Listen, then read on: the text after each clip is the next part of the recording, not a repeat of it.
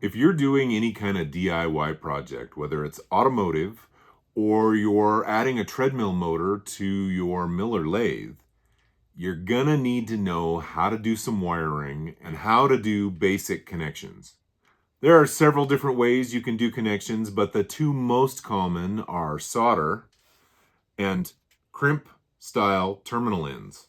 We're going to look at both of those. We're going to look at tools involved. We're going to look at some mistakes that people make when using either of these. And by the end of this video, you should have a good idea on how to make good electrical connections for your project.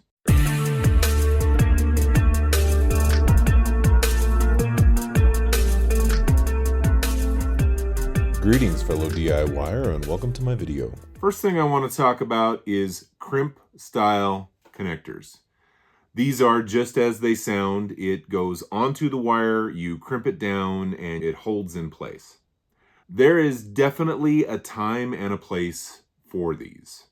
Oftentimes, if you're hooking a wire up to something, it might have a stud and a nut on it, so you need a ring connector.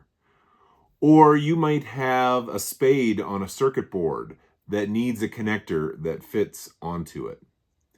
And in those type of situations, especially when something needs the ability to be connected and disconnected, these type of connectors are outstanding. However, these type of connectors are not your best option for simply putting two pieces of wire together. If there's no reason for that wire to come apart in the future, you don't want to do this. You want to solder, you want to make a positive connection. We'll get into soldering here in a little bit. So we have these basic connectors, and I've got a different variety here. As I mentioned, this is a ring connector. This is a male insulated connector. Now, let me show you the difference here. So here we have the male insulated connector, and here we have the male uninsulated connector. And for all intents and purposes, they work the same way. This one's blue and this one's red, meaning this one takes smaller wire than the blue one. But the concept is the same. You have this spade in there, and you have this spade here. And that spade is designed to go into a female connector. Yellow is the other common size, and that's for the largest of wires. When it's insulated, it has shielding around it so that you have a connection that is not accidentally going to come up against anything metal and short out. In a perfect world, you're using an insulated male and female connector. So this female connector has the metal inside, plastic around the outside. Male connector set up the same way. Spade in the middle, plastic around the outside. And when you fit them together, you have a nice solid connection, and there is no way for either of those terminals to come in contact with any other wires, any other metal, anything else where you are having to do this wiring. If we use a male insulated connector and an uninsulated female connector, and we slide those two together, you're fairly protected. This plastic on the outside is going to protect, but there is that little bit of exposed metal right there where a short could potentially happen. There is definitely a time and a place for these. I prefer the insulated ones anytime I can possibly use them. If I have a piece of wire that I need to have a break because it connects to something that's removable, I always use insulated connectors. About the only time that an uninsulated connector is a good idea, in my opinion, is when you are putting it into a spade that's on like a circuit board. Typically, that circuit board is mounted, the wire comes in, it plugs into that spade, and there's not a lot of opportunity for metal and other things to short that out. But even in those situations, why use an uninsulated one when you can use an insulated one? These spade connectors are not all created equal. I tried ordering several different kinds from Amazon and ended up sending them back because the quality was poor. I've purchased kits from Harbor Freight, and the ones from Harbor Freight are a pretty decent quality as far as materials, as far as how they crimp the plastic shield, but they don't have the insulated ones. It's strictly the uninsulated ones. These ones came in a set. I think I got them on eBay, and what makes them a quality connector is that they are 3M. The other thing that makes them a quality connector is they come with their own heat shrink tubing. Once I have crimped this onto a wire, I can fire up the heat gun and shrink this down, and that does two things. It helps enhance the mechanical connection you have in the crimp, and it also helps keep out moisture.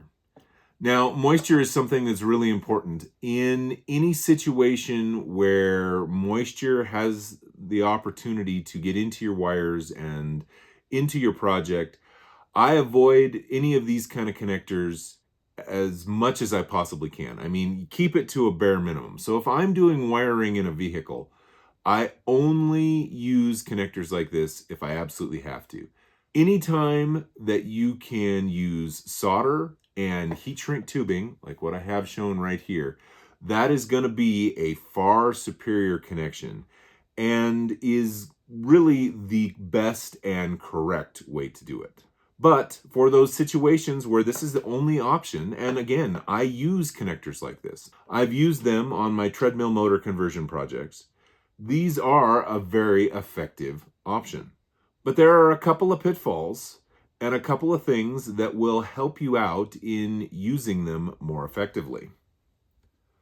The first, if you have a pair of these crimp style pliers, throw them away. Well, not completely true. They're actually fairly good at skinning wires. They work pretty well for that. But as a crimper, they are poor. They don't make a good connection. The wire tends to move around inside the crimp connector, and they're just a cheap, poor way to make a crimp. This is a ratcheting style crimp connector. This is professional grade, and this will maximize the quality of your crimp connections. And when I say ratcheting, it locks until you get it to the max compression. So if I squeeze it down, I can put my connector in there, and I'll show you how this works in just a minute. And we can crimp a wire on there. And as you squeeze it down, it does not unlock until you've gotten it fully squeezed.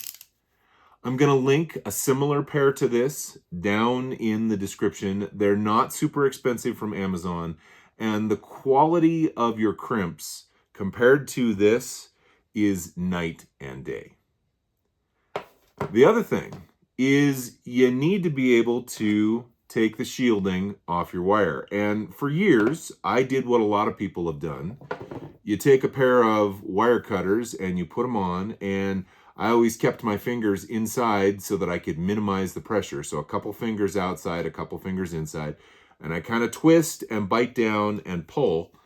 And that technique works very well to skin the wires without cutting into the copper. However, skinners, like on a pair of pliers like this, work even better, where you get in here. Let's see, this is probably 16 gauge. So we come in here to the 16, we squeeze, we pull, and it pulls it off. Now, it was a little bit tight, and we ended up kind of boogering up the wire there a little bit. It works well, but you are putting a fair amount of pressure on this wire as you're pulling the shielding off. A much better option is this contraption right here. Now, this looks super fancy and super complicated, but it is really not. This is hands down the best pair of wire strippers I have ever had. They work super well, and they make for a nice, clean removal of the outside shielding. So what I'm going to do is we're going to go ahead and cut this off.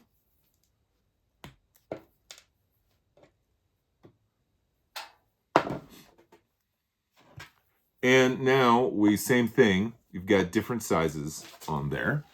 And we're just going to come in here and find the correct size. It squeezes down onto the wire, holding it in place. Then the cutters cut into the shielding, and then as you squeeze, it peels it off. And you get a perfect removal of the shielding every single time. This type of wire stripper is money well spent. I've even used these to expose wire in the middle of a wire. So I've got a long wire and I'm wanting to tap into it. You can actually squeeze and cut and stretch that shielding and get a little bit of exposed wire that you can now solder into those kind of things. Again, the only thing that these are any good for is stripping wire, and they're just okay at best. So I don't recommend these pliers. I recommend a set like this, and I recommend a set like this. So let's see how this works. I have this wire right here, and a blue type crimp connector is what is prescribed for that size of wire. I always, before I crimp them, I just give the wire a little bit of a twist so that we don't have any spare barbs of wire that are sticking out that can get caught when we insert it into our crimp connector. Then I take and I put the crimp connector inside the pliers and put just a little bit of pressure on it. Now, you may notice that there are dots here that say yellow, red, and blue, and frankly, those dots are wrong. I don't know if whoever was painting these was having a little bit of an adult beverage that day, or if they just had it wrong in the equipment, or maybe in, China, where these likely came from, the color coding is different. But your basic crimp connector, like you can buy at Harbor Freight, ones like I have right here, yellow is the biggest, red is the smallest, and blue is the medium size. And they've failed on every step. They've got blue as the biggest, they've got red as medium, and they've got yellow as the smallest. Now, you need to make sure that you have enough wire exposed. You want this to go into the connector, and you actually want it to come out past the crimp section just a little bit. I've probably got a little over a 1/4 inch exposed there. So we're just going to take and fit that down in there. Sometimes when I put it in, I'll give it a little bit of a twist, and that'll also help avoid little pieces of wire not getting into the hole. Put that in. Now with it in, I can give it a little more pressure, and we can start the process. Now I'm going to let off, and it's holding because this is a ratchet style connector. And until you have it fully squeezed, it will stay in this locked position. So we finish squeezing right there. Now all of a sudden it opens up. And you have a nice double crimp. Now if you look right there, you can see the wire is sticking through just a little bit. And that is critical to having a good solid connection. Had we used a pair of crimpers like this, we would have just a single crimp unless you do multiple crimps. And the quality is just not there. You don't get the force, you don't get the solid connection that you get with a crimper like this. All right, so we've looked at crimpers, we've looked at wire strippers, and now we need to look at soldering. Here we have a piece of wire that I have simply twisted together for the purpose of soldering. Obviously, I don't have any use for this. This is just demonstration.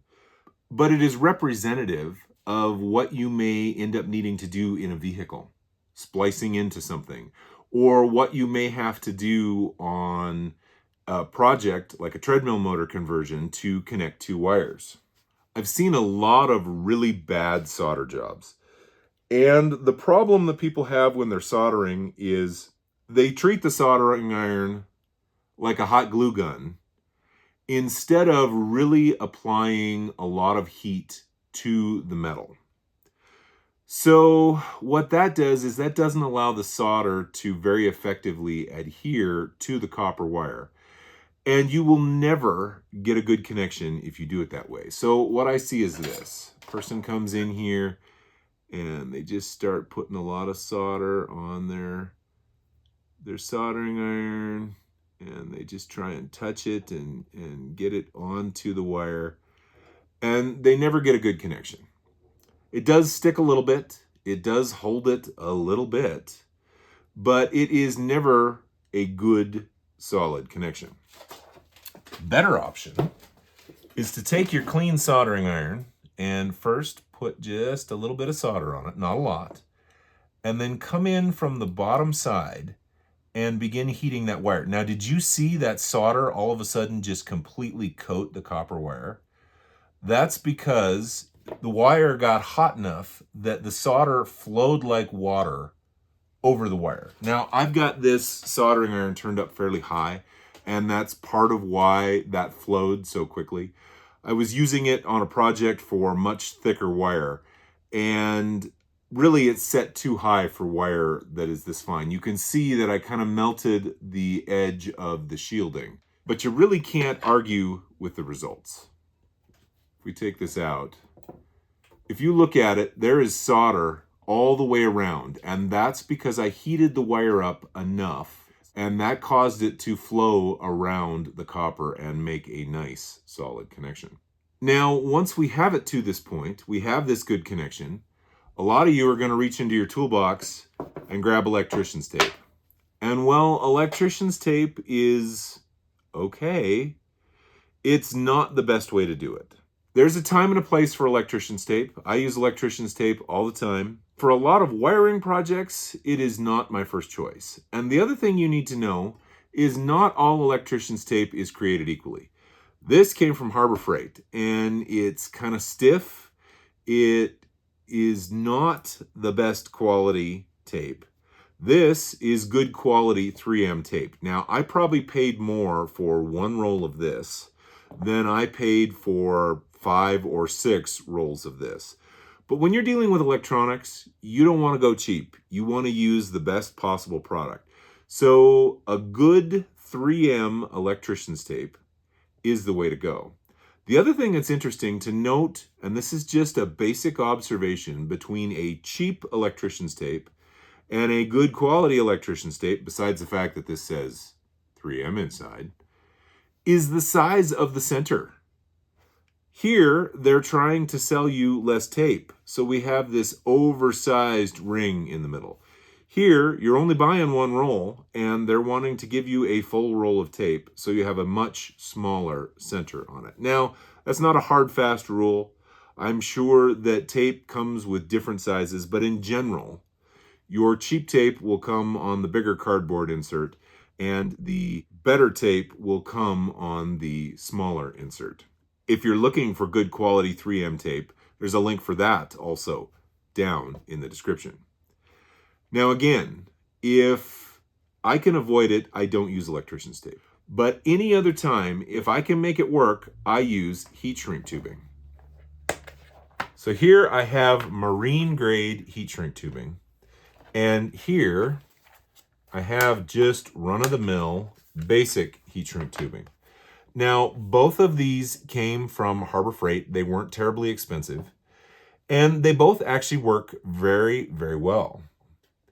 The marine grade is far superior, and the reason it is far superior is it not only forms a tight seal around your connection, it also has an adhesive inside, similar to hot glue, that helps seal out moisture, and that's why it's marine heat shrink tubing. If you have the option, get this. They're both good. I've used them both, but this one is far superior to this one. Heat shrink tubing is super simple to use. You take your piece of tubing and you slide it over your connection. Now, if this is connected to a part and this is connected to a part, there is no way to slide that heat shrink tubing over the wires unless you do it first. So if I'm going to be making a connection, let's say this goes to a light bulb and this goes to my ignition, I'm going to take the wire and we'll slide the heat shrink tubing way down. You want it far away from your connection so that you don't end up causing it to shrink due to the heat that you're putting here. And then you go ahead and you solder up your connection, and then you slide it back. All right, with the heat shrink tubing over our wire, let's go ahead and use our heat gun.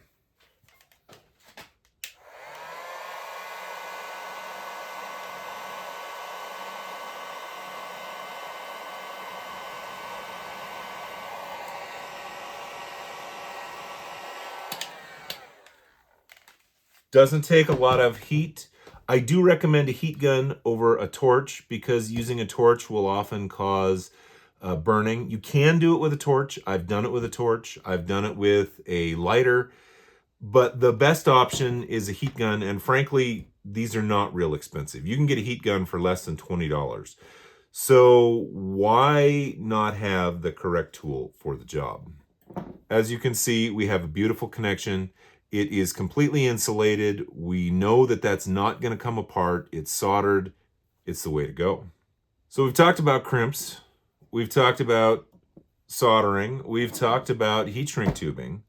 Is there anything else that we can cover in this video? Yes. Yes, there is. Couple more things. We're going to continue on the soldering journey, and we're going to look at soldering a component. So here I have a bridge rectifier. If you're familiar with my channel at all, you know that this rectifier is something I recommend for converting AC to DC when setting up a treadmill motor power supply. And there are smaller ones with smaller connectors that a person can fit a quick connector onto. But those smaller rectifiers I don't recommend. I always tell people to go with the bigger, better rectifier. And as you can see, it is way small for this spade. So what do? We need a way to be able to disconnect this in case this part goes bad. We also, when you're installing something like this in a enclosure or box, having a connection so that you can mount it up and then plug it in after the fact makes the installation easier. And my recommendation is always to solder a wire onto the connector and then attach a spade connector. So we're going to do just that. I have this one wire right here, and I'm not going to attach everything. We have the two AC inputs here, we have negative here, and we have positive here. What we're going to end up doing is connecting this red wire to this positive terminal. Now, a lot of people think if I'm going to connect this wire to this terminal, what I need to do is find a way to hold it. And we're going to take and hold our wire in place. Obviously, you would skin the wire first. And we're going to get it down on our terminal. And then we're going to come in with the soldering iron and try and get it hot enough to melt the solder. And that's not going to work very well for you for a couple of reasons. One, because of the wire and because of the spade, there's a fair amount of mass there that you're having to heat up. Two, anytime you're dealing with electronic components, you want to maximize the heat at where you're soldering, but minimize the heat to the actual electronic component, because heat is the enemy of electronic components. So I have a fix, I have a trick to show you on a good way to do that with a big spade like this to minimize the heat to the actual electronics inside. The other thing is they don't prep their soldering surfaces. So if I take, let's go ahead and skin this wire so that it's at least accurate to what it is we're trying to do. We're going to use the fancy skinner pliers. Get that out of your way so you can see. So if I come in here, got my holder. So if we come in here with our soldering iron, we're trying to heat all that up. And then on top of that, we're having to apply solder. You're not going to get a good connection. You're not going to get as solid a connection underneath where the bottom side of this wire connects to the spade. You always want to pre-solder your connections in a situation like this, especially where there is a little bit of mass. And you also want to use more heat than this soldering iron is going to produce, especially given the size of this spade. So we're going to use a torch. And lastly, you want to minimize the heat that is going into that spade. And we're going to do that with a pair of pliers. And these pliers are going to form a heat sink. So I'm going to take and put these pliers right here on the terminal. And what that now does is heat will heat up the tip. it will run to the pliers, and heat is going to continue on into the electronics. But a lot of that heat is going to now be deflected and run down the pliers. So we're not eliminating the heat that is going into the component, but we are minimizing it. So to prep this for really good soldering, I'm going to apply solder to the terminal. I'm going to do what's called tinning the end of this wire. And then, and only then, we're going to put the two pieces together. Now, I'm going to use this soldering iron to tin this in because this soldering iron is hot enough to be able to heat up that much wire. And again, the technique is the same. Of course, I'm doing this left-handed, so that's a whole new challenge. You put a little bit of solder on it, get a little bit of a puddle. You put it on the wire, and then you let the wire melt the solder. And again, you can see that solder flowing like water. And we now have a nice soldered end. I'm going to set this off to the side, and now we're going to fire up the torch. Now, solder will burn, so it's not good to have the torch directly on your solder itself. You're just heating up. See, right there, the solder burned. We're going to just take and put a nice puddle down in here.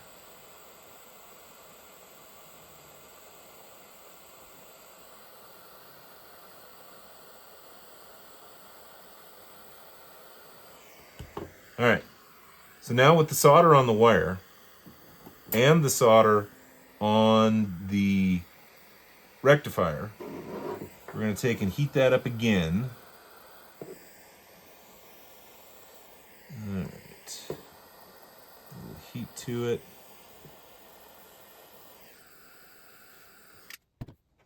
And that is a much better connection. We have the solder totally flowed on that side. We have the solder totally flowed on that side.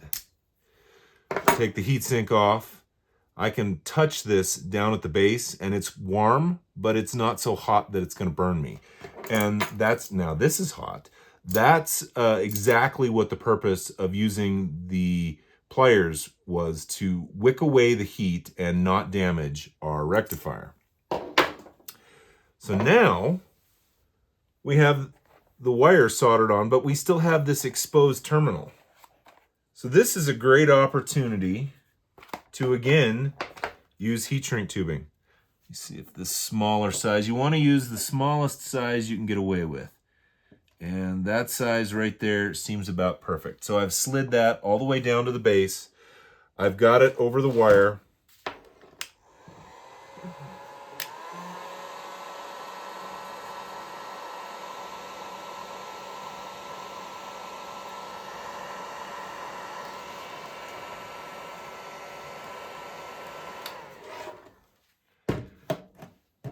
We now have a good, solid connection that has been soldered on. It has been insulated with the heat shrink tubing. The heat shrink tubing is also acting as a mechanical connection, and the results are fantastic. From there, all we have to do is put a crimp connector on the other end. So again, anytime I'm using a crimp connector, I give it a little bit of a twist. Oftentimes spin the connector as it goes on so that everything is right where it's supposed to be. We come in here, it's the middle size.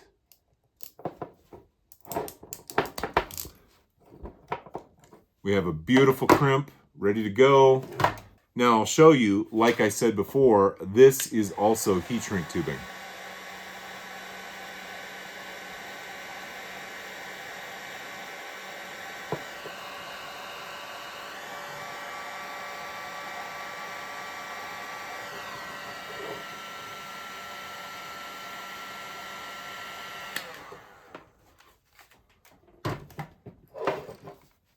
And just like that, we have an outstanding connection. This is completely ready to go. I can install this in a project and I can plug in this one wire. So I hope that gives you a basic rundown of making good quality connections. If you're going to make a connection, always solder when you can.